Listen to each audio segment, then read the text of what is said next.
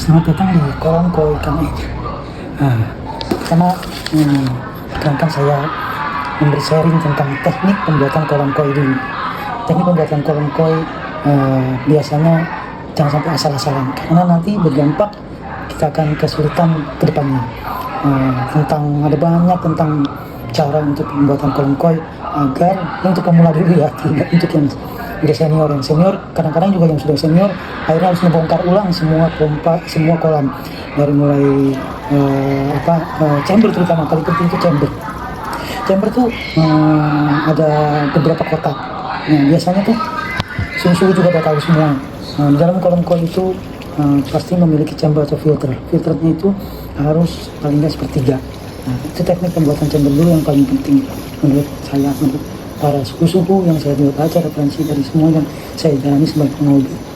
Nah, chamber itu umumnya minimal paling nggak punya 4 kotak dari atau sepertiga dari luas kolamnya. Jadi chamber itu punya sepertiga. Terus yang kedua kedalamannya rata-rata orang cuma berpikir untuk yang penting dalam, yang penting ikan bisa kelihatan, tapi itu salah. Kadang-kadang kita pengen dapat ikan yang gede, yang besar. Ikan yang besar itu perkembangannya akan sulit untuk berkembang atau menjadi lebih besar kalau kedalamannya hanya sekitar 60 atau 30 atau 50 cm. Coba buatlah kolam itu kedalaman 1 meter, 1 meter aja dulu.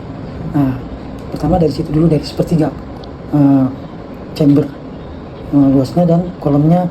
Jadi ngambil sekitar 25% dari semua luas kolam dan usahakan ada 4 chamber. Nah, kenapa seperti itu? Karena di dalam chamber itu penting banget untuk menyaring semua kotoran, karena kita akan masih makan tiap hari, akan akan membuang sisa-sisa pakannya, ataupun ada daun, ataupun ada bekas-bekas apa yang mengalir, ataupun ada juga yang lumut-lumut akan mengalir di situ. Nah, itu makanya chamber itu penting banget.